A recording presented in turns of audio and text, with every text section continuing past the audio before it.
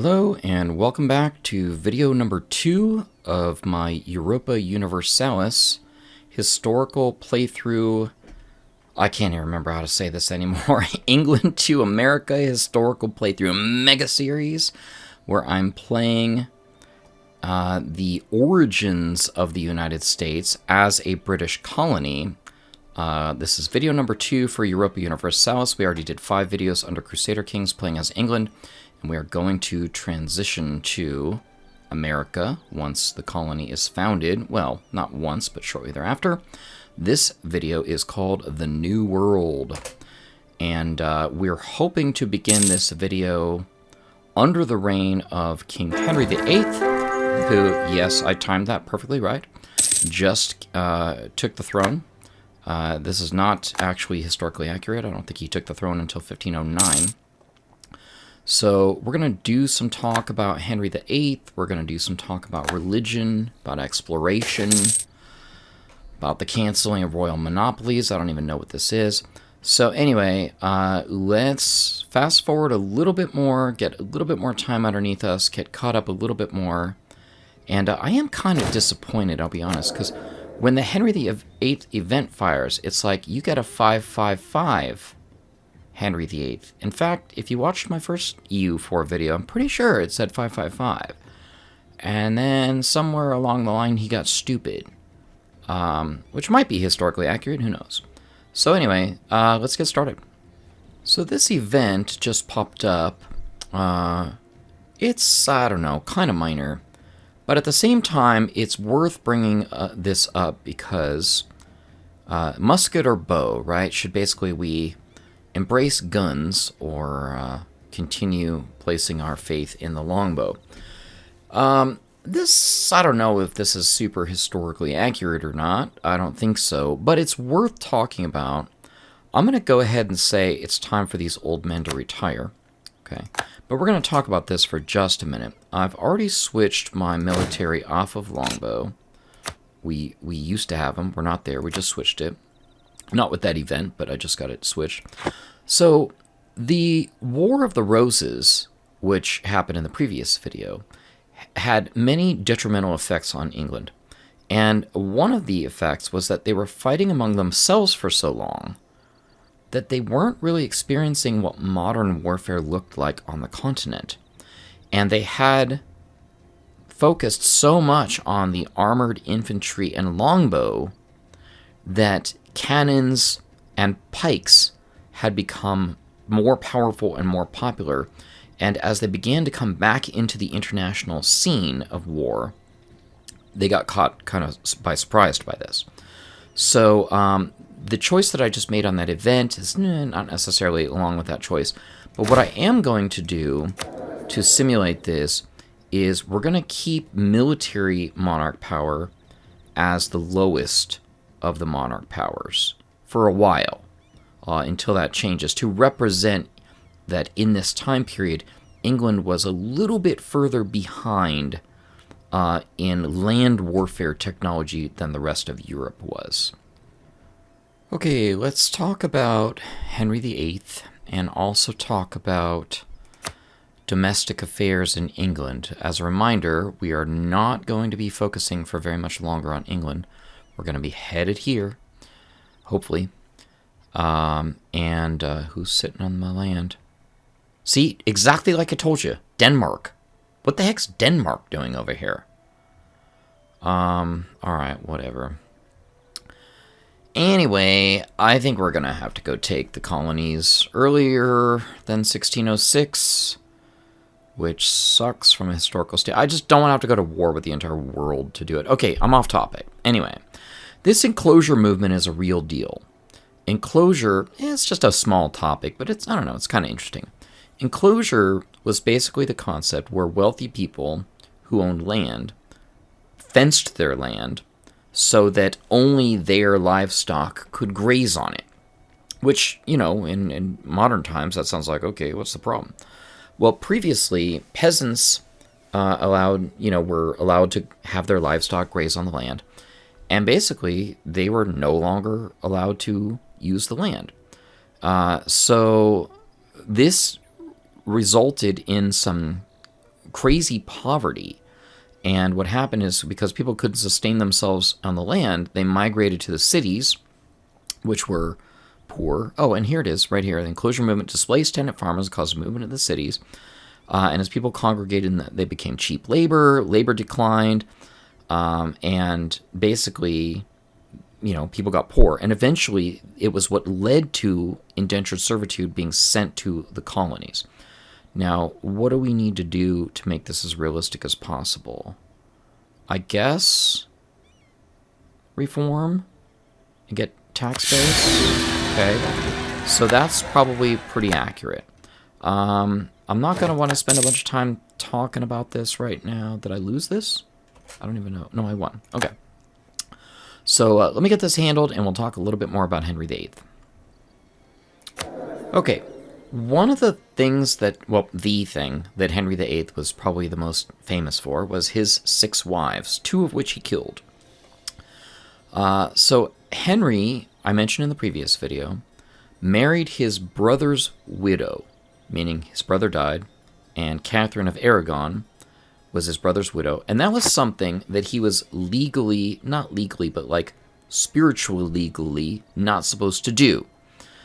Because there's some passages in the Bible that say you're not supposed to marry your brother's widow. Well, Catherine, his brother's widow, insisted that they had never consummated, quote-unquote, made good on the marriage, so to speak, and therefore they weren't really married, and Henry accepted that and married her.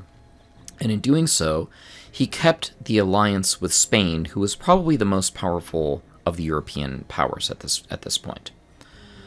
Later on, she bore him a daughter, Mary, and they could not keep sons alive. She bore a son, but it died early, and she had stillborn children. And Henry, being the kind chap that he is, blamed her for that. Woman, how dare you let our kid die? And so he basically grew to despise her, and he fell in love with another woman, Anne Boleyn. And so, wanting to basically marry her instead, Henry tried to get divorced from Catherine, tried to get Catherine to admit that she had a full marriage with Arthur. She didn't do it. And eventually he pulled a trick move, and he queried all of the universities in the area who came to his side. And this is significant because it's the beginning of the split between the sovereign king and the sovereign spiritual leader, the Pope, the beginning of the split between England and the Church. So the Pope eventually gave dispensation. One of the primary reasons for that is because France, was it France? It was either France or the Empire. I can't remember. I just looked this up. I think it was France. They were at the doorstep of the Pope. No, you know what? It was the Empire. And they basically had the Pope held hostage. And Henry's like, yeah, gosh, I'd sure love to help you except for this woman that I'm still married to. And so anyway, eventually he got his divorce from Catherine. He did not kill her. She died of probably a broken heart, but really of fairly natural causes, and married Anne Boleyn, who was the mother to Queen Elizabeth, who we're going to hopefully be playing in this video. Now, while that's one of the things that Henry was probably the most famous for, he actually did some good stuff. And one of the things that he did, we're going to try to do right now, and that is he built the largest warship around at the time. And so we are going to do the same. And definitely it was a mass load cannon, so it was the most cannons of all. Let's go ahead and add morale to it. And let's go with durability. Okay. So, interestingly, and we can. Yes. We can give this a historically accurate name, which was Big Harry. Yes, Big Harry. Which Harry was kind of like the nickname for Henry. So you gotta love a guy who kills 2 of his wives and names the largest ship after himself with the big adjective in front of it. Maybe he was a little insecure. Okay, I'm really thrown off here now. There is something weird going on with this. We're going to get Henry VIII again. I'm going to go ahead and accept this because... See, there's my 555, right?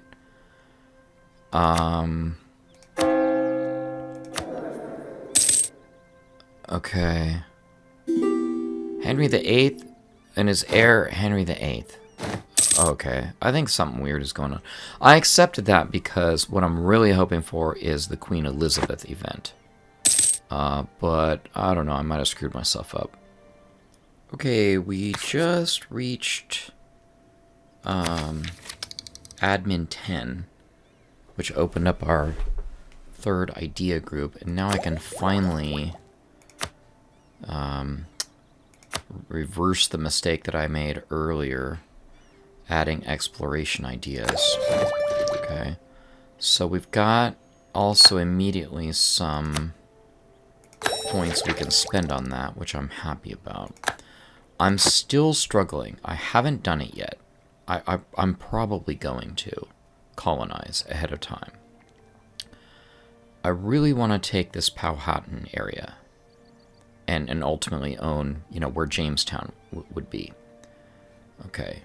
But I pointed this out before. I can't get there.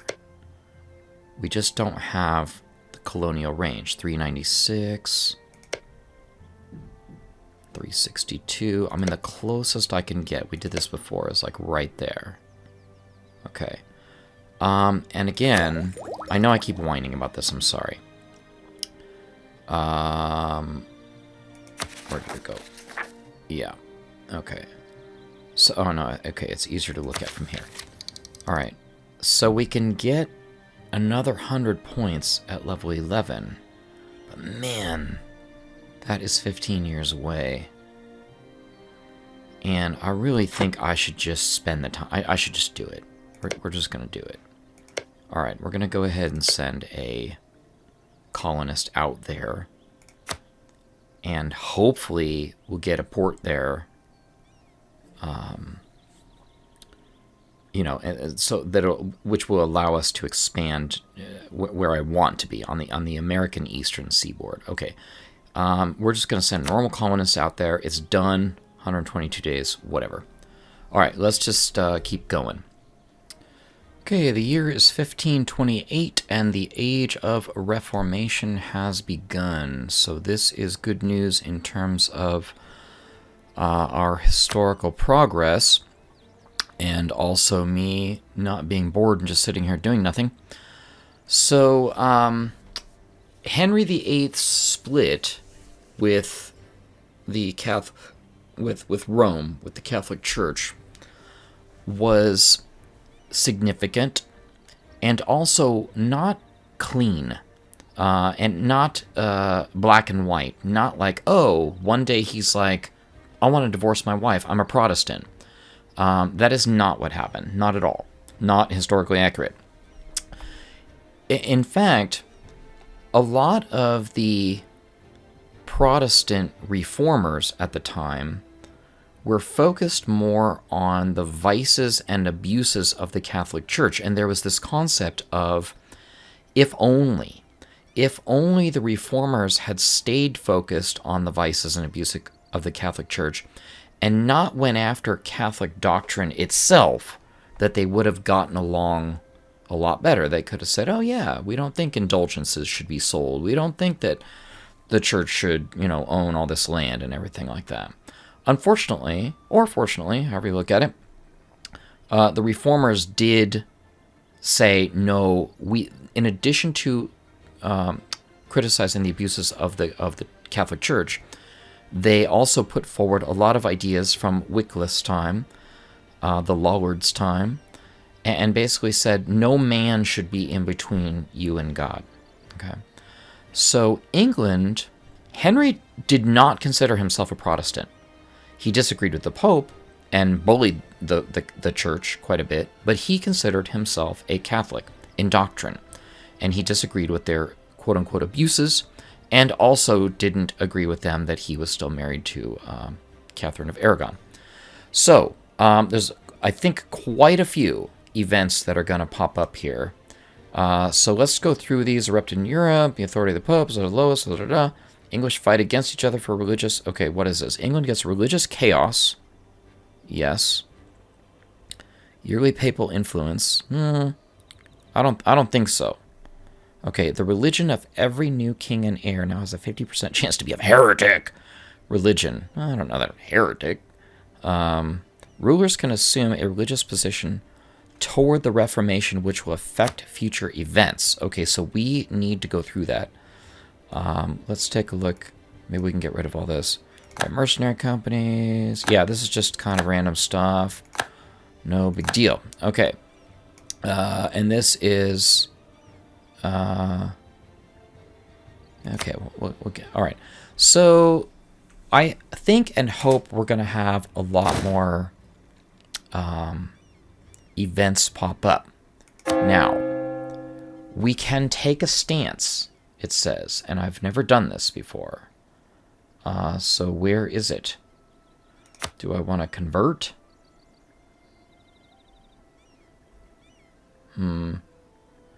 I doubt it, or at least not quite yet. Okay, I'm going to look around a little bit and figure out what we're going to do here.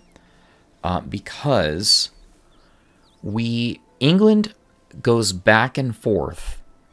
There are people inside, while it is a Catholic nation, there were people who were reformers, who were heretics, who were burned at the stake, even under King Henry VIII's rule. Then his daughter, and yet they moved quite a bit away from the Catholic Church, yet his daughter Mary took over. She became queen. Sorry, this is so long-winded.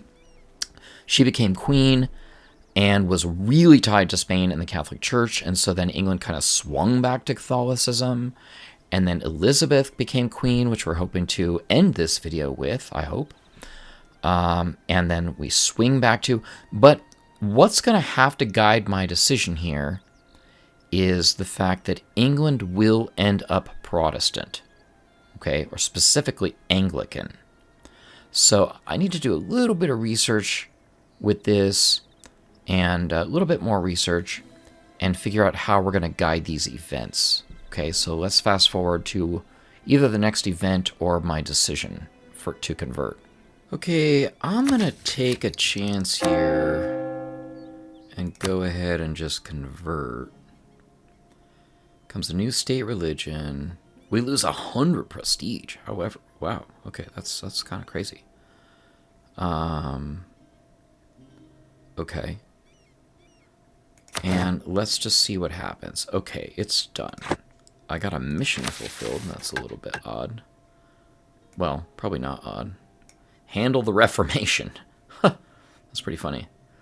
Okay, if we complete the mission while being church power, blah, blah, blah, while being reformed. Okay. Not sure what that means, but whatever. Okay, we can convert Protestant. Aspect of faith can be... All right, so this is all, I think, just Reformation mechanics, which I'm not going to go through. I'm bummed that we have such really terrible prestige, but I guess that's going to kind of even out. And so what I'm really after is there are a couple of events that I've researched that are historically accurate that I want to go through, but we need to get to them, and I might have to switch rulers or let him die.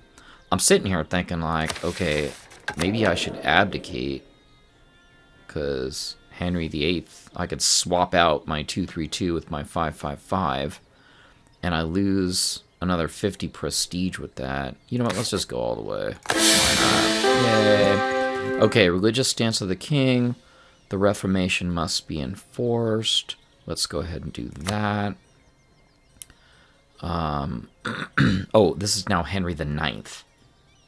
Okay, not sure what that was all about, but whatever. But at least he's 555. Maybe I screwed myself up on that. I just didn't want to have another Henry on the throne again. Okay, personal union on monarch death. Huh. That's pretty funny. Well, let's hope that that doesn't happen. And that we get an heir. An heir. Okay, I'll be watching out for those religious events, and we'll talk about them as we go. So the disaster religious turmoil has fired, which is fine. We force converted to Protestantism, and just the religious lack of unity kind of killed us. That's fine. I don't know that the country really tore itself apart or anything like that during this time. King Henry VIII ruled with kind of an iron fist, so there were a fair amount of people that, wanting to keep their head on their shoulders, didn't make a whole lot of mess. Like I mentioned earlier, Queen Mary, again, that's why she was known as Bloody Mary, right? Because she sent a bunch of people to the stake and to the block. She killed a lot of heretics. So there was certainly turmoil on that. We're going to go ahead and just, push through on this. One of the things that I wish I could do, but I can't do, because I backed up the decision to swap in that Henry that turned out to be Henry IX, is this dissolution of the Monasteries Act. That is historically accurate. That really did happen. That the monasteries were closed down, and they managed to basically look at monasteries as sort of an extension of Catholic excess, which again, I don't know that I would say that, but that's what happened. So I'm looking forward to doing this as soon as I can. I just can't do it because my ruler has to have an administrative skill of at least 4, and does not. Now this heir has it, but I'm really hoping for the event that swaps in Queen Elizabeth as my heir. Please, please, please, please, please. Because she's a 666, which is nice.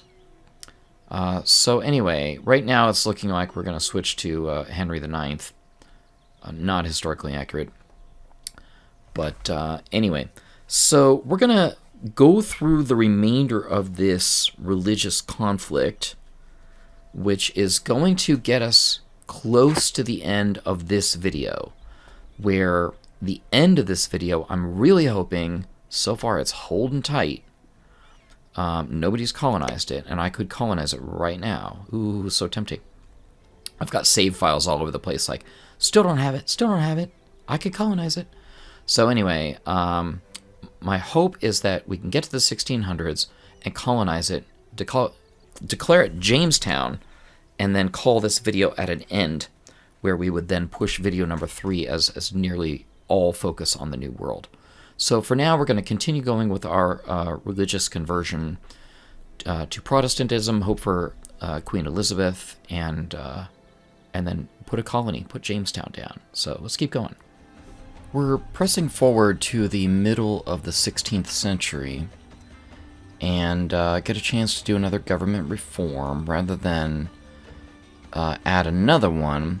What I'm going to do is change our state religion reform to head of the Reformed Church. Our faith is no longer bound to the Holy See. That is true and historically accurate. And in fact, Henry VIII and Queen Elizabeth labored diligently to have themselves be considered, not literally themselves, but the role, the sovereign, the monarch, be considered the head of the church, which would ultimately become the Anglican Church, and that hasn't happened yet. So we're going to do that, historically speaking. And by the way, a little tip, I said 16th century. Always remember that the number is really kind of one ahead of where we currently are. And why is that? Because if you think about it, the first century, number 1, right, began with the year 0. And it was 001 and 002. So basically, the very first century started with 0. It wasn't until we got to the year 100 that 100 years had passed, and that was the 2nd century. See what I did there? 2nd century, just subtract 1, and there you go. So 15th, or add 1 if you're in it. You can say we're in the 1500s, so we are in the 16th century. You're welcome. I hope that helps you pass the test. And like we just talked about, that church became the Anglican Church. It's possible that me having changed that privilege is what triggered this event. I haven't really looked into this, but we're going to go ahead and do the Anglican, found the new state church. So again here, this novel idea for the creation of a different sort of church with the king as the supreme governor.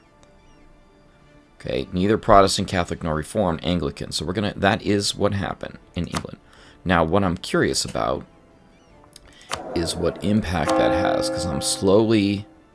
Oh yeah, see, all these are Protestants, so now I get to start all over again, converting everybody to Anglican, because yay me. Here you go, divorce consort, I like it. Alright, let's keep going. Okay, so the things I do in the name of historical accuracy. Well, that's why we play it, right? That's why we play this way. It's not boring, that's for sure. It's not easy. Okay, we're 1537. I'm so paranoid that these provinces are going to be taken. I cannot stop thinking about it. So we're going to go ahead and send colonists here and begin the... oh, good. Let's expel Protestants, because I need to start converting to Anglicanism anyway. Sure, let's do it from... Why can we not do this? Okay, whatever. So rather, I was really trying to hold off until 1606. I think it's 1606. But the other thing that I'm realizing is, until you get 5 territories that are all together, they won't even be considered a colony. So I'm going to try... I've got more colonists, I think. Right? Yeah.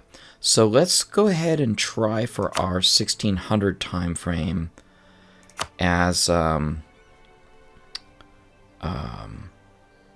what? Let's just not do Catholics, those I can convert. All right, I'm going to try for my 1600 time frame, and we're going to try to send colonists out to this area. We have a lot of aggressiveness here, okay, which sucks. But I've got soldiers on the mainland, just in the wrong place. So we're going to go ahead and move our soldiers over to the new colony once it gets set up. I'm hoping that it gets set up.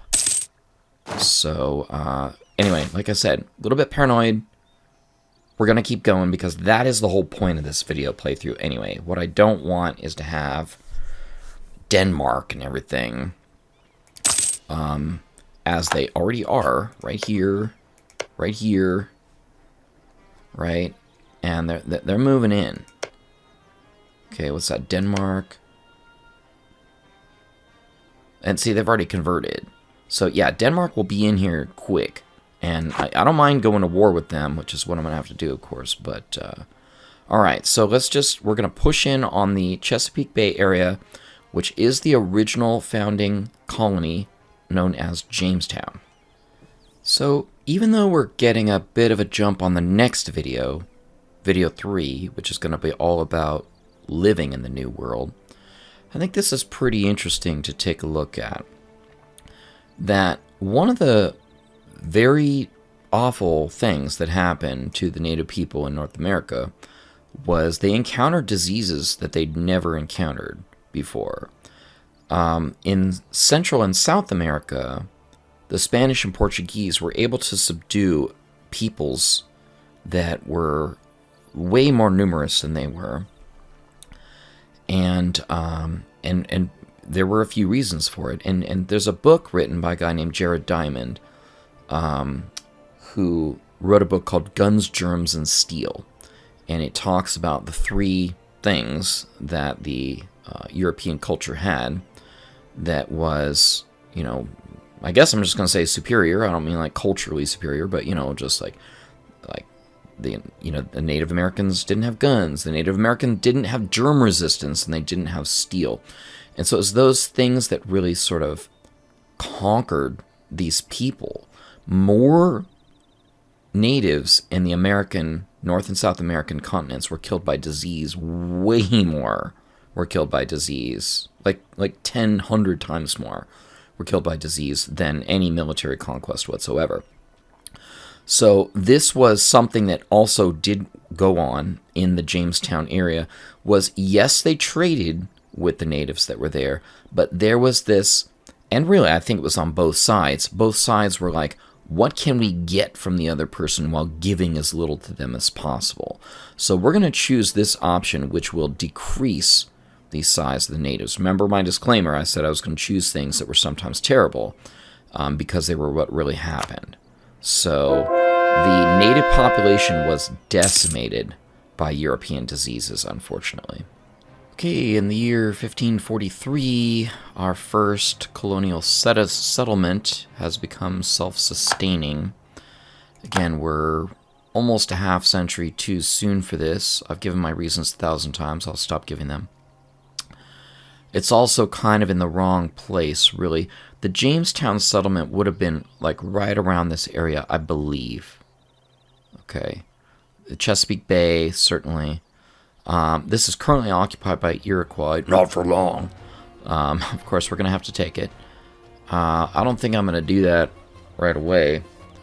We're not going to do... I'm going to maybe try and do a little bit more colonial expansion during this video to get the 5 territories that are needed to turn it into a full colony.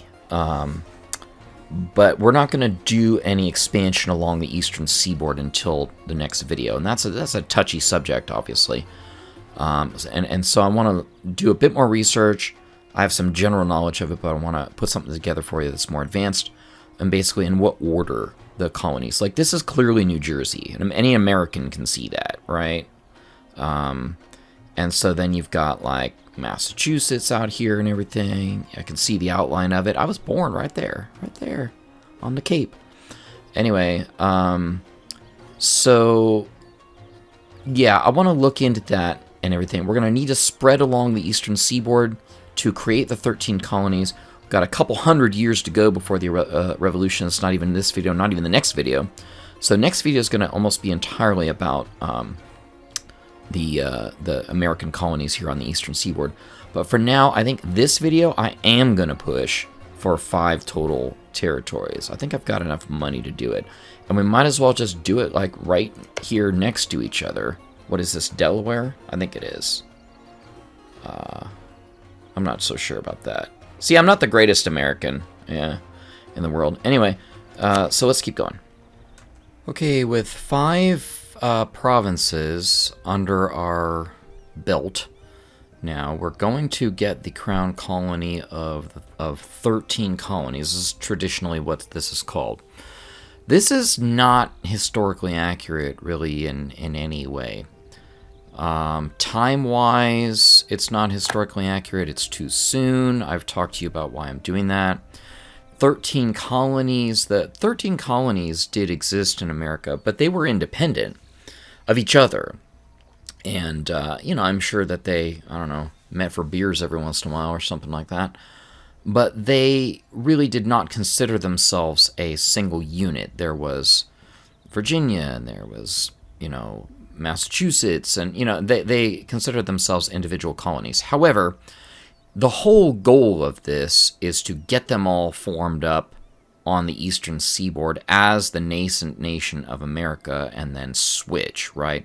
So we're going to go ahead and say that we are going to declare that they are a crown colony, even though many of them began as private enterprises. Okay, but for the overall purpose, we're going to go ahead and say that. So this is somewhat the beginning of our colonization effort. We're not going to focus much more on this for the rest of this video, but we'll focus on it a whole lot in the next video. So there you have it. We've got our foot in the Americas too soon, but I've already told you why we had to do that. So let's see how it plays out now. Now, you may have noticed earlier, let's get back there, I'm in a bit of a quandary, as predicted. So we've got 13 colonies. Okay, fine. Don't have the White House yet. Where was that? I didn't realize that was even a thing. All right, one of these days. We've got, who's this? Denmark has colonies. Holland has colonies. What's this? Spain? Okay, so this is a Holland. This is a territory. They haven't formed colonies yet. Okay. But Spain's got this Florida. Is it Spain? Who are you?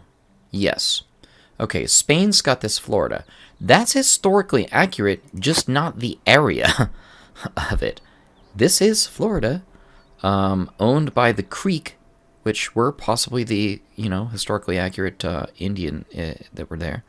So, okay, so they really shouldn't be up here as a full-blown colony, which is kind of lame. All right, down here, no big deal. But up north, now we're gonna be fighting against Spain quite a bit, which is fine. But my big problem is Denmark and Holland. What do I do about them? And I'm pretty sure like Scotland has something up here as well, which is kind of ridiculous. Yeah, Scotland is now colonizing these areas. I have a problem with that. Okay, something that's going to come up, and I wanted to do this in time, but I can't, is in 1558, Queen Elizabeth's reign would have started, historically speaking. It's not there. I doubt she's going to show up, and we're also too early. And of significance in this was Queen Elizabeth's assault on the Spanish Armada, or rather the Spanish put together a huge armada to assault England, and they repelled it against all odds. And it was really the sort of one of the crowning events of Queen Elizabeth's reign that occurred in 1608. And what I'm going to do is hopefully do that at the conclusion of this video, which I hope will be coming soon. And we're going to declare a golden age at that point. But I have to act on these colonies. They are getting out of control. There is no free colonial area on the entire eastern seaboard at this point. I cannot have that. So what we're going to try and do is declare war on somebody. Now, I thought about doing Holland, and I think perhaps I will. Yeah, see, they're looking to even take further territory here at this point. Okay. My problem is, if I declare on Holland, they are a member of the Empire, which really sucks. And so I didn't even know that Savoy was an ally. Okay. So I'm going to either declare on Holland or on Denmark. Now, Denmark's a little easier to do, and I can use Spain to do it. So I think I'm going to use Spain until I declare against them. Let's go ahead and take this Unagi, danger.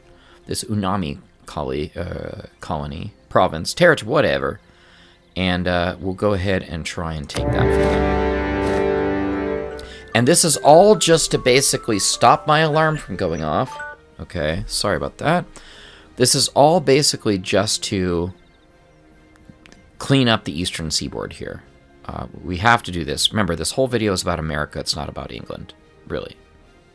So we're at war, and let's clean up. Okay, fast forward a little bit, and let me get you caught up on a couple things. We're going to get this wrapped up here pretty quickly. What we've done, have we done it yet? I think I did it, and then restore to save. Okay, so we'll do it live. We're going to need to dissolve our alliance with Spain to be historically accurate.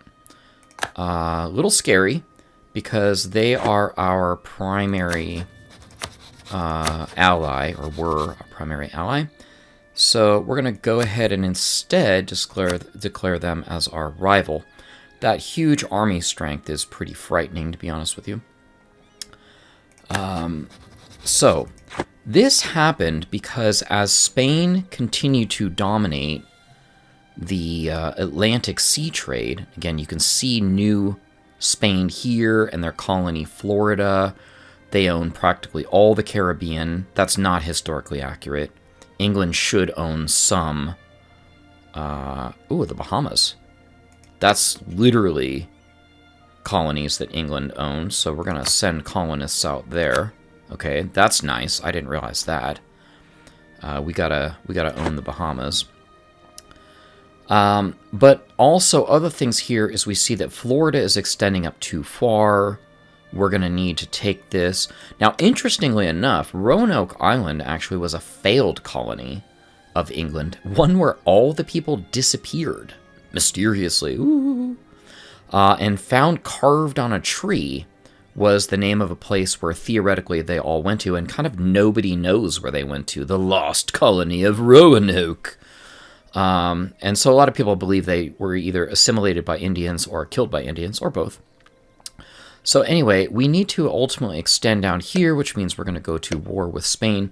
And one of the most, we're going to try and simulate it, I'm going to try, one of the most significant events was Spain decided to basically take it to England militarily with a huge, massive armada, the Spanish Armada. And England defeated them under Queen Elizabeth I. And that was a huge, huge victory for them, and something that inspired the people under Queen Elizabeth to national confidence. So that's something we're going to be doing, and I'm also starting to take over a little bit of Scotland. I did up here, and we're going to do it later, all the rest of it, so we can prepare for the Union of the Crowns, which will come in the beginning of the next video, and result in us becoming Great Britain. So I'm excited about that. Yes. Okay, so I'm going to have to figure out a way to take on Spain.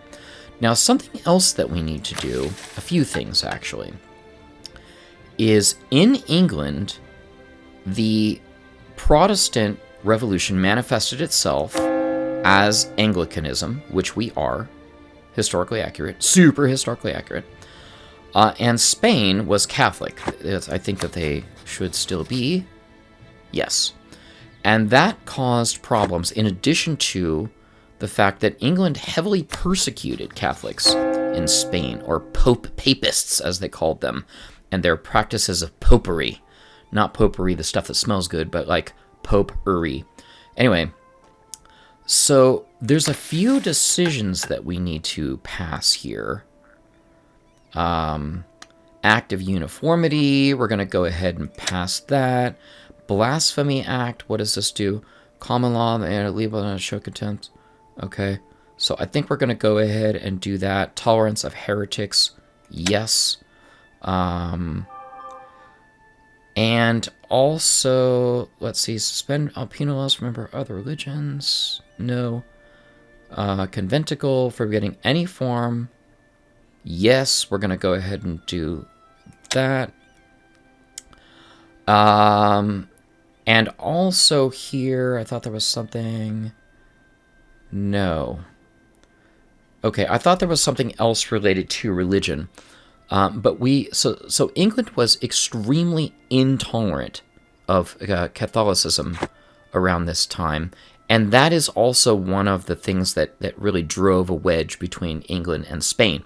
Now, while England has been at war with France for a while, the 100 Years' War ended basically video number 1, right? And they still haven't taken back their territories. They didn't become friendly with France, but they were less warlike with France than they were with Spain. So I'm going to probably start trying to do some diplomacy with them. You have no diplomats to send. They are not at war. I don't want to do that. Okay. You have no diplomats to send. Oh, okay. Well, let's just let them come back then. All right. So we're going to start trying to improve relations with France in hopes that basically that they won't be our enemy. Because Spain, we're going to war with Spain here before the end of this video. In fact, it's probably the next final and last thing that we're going to do. Ooh, that's painful. Negative 200, we have a long way to go. It's probably the next final and last thing that we're going to do in this video is go to war with them and hopefully defeat their armada for history. Okay, related to what I was just talking about, something that I forgot to do that we're going to do now is Privateering. We are going to... Oops. First, we're going to upgrade our ships. Well, okay, so let's just talk about this for just a minute. We are going to privateer. Gotta have light ships. Okay. So we can go ahead and upgrade our ships anyway. Yes. Okay, let's take... I'm going to take a fleet that I have protecting trade on Lubeck, and we're going to instead start privateering. Now, this is something that England did, also known as piracy. And they did it to Spain. So we are going to privateer in Sevilla. But what is this? This fleet will add 96.15 trade power to Sevilla. Alright, fine. And we're going to get nothing off of it. That's fine. Because what we have the opportunity to do that periodically happens is capture profits from Spain's treasure fleet. And that is super historically accurate. It was, I believe, Sir Francis Drake, who was a very famous, or infamous, if you were in Spain, privateer, quote-unquote, again, another word for pirate, who was really, he led a lot of raids on Spanish colonies, Spanish merchant ships, and it was really the form of plausible deniability that Queen Elizabeth would say, oh, I have no idea what those dastardly rogues are doing. And then he would come to her and be like, yo, look at all the money I won for you. So we are going to do that. It's also going to give Spain some justification to declare war on us. Bow before your king. That's fine. Okay. And then, all right, stop. Fine, stop. Okay. I think this has to do with privateering. Does it? No. Okay. So this is really, we're setting the stage for England to be upsetting Spain. And then I'll probably go to war with them, which is going to be terrifying because they can swoop in on all these territories here, which I don't care about. But at the same time, they can apply, fairly significant war score penalties to me. Where, I don't know, I will try and take some of their colonies here, but I'd practically have to move, like, and maybe I will, move my entire army over there, and then use my more powerful fleet to keep them from landing on my main island. So, let's give that a shot. It's going to be in a few years, and I'll either bring you in while we're doing it, or show you the results. Alright, the colonial battle with Spain has started. It's not going well. As anticipated, they took all of my French territories. I really should have given them up to France before doing this war.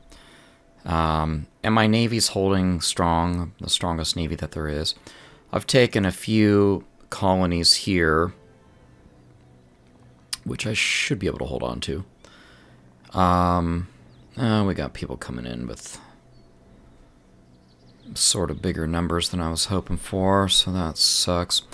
So we'll see. This I may reload this and dump my colonies, or my properties in France before doing this, because really I'm going to just have this negative war score around my neck like a noose, and that's going to suck.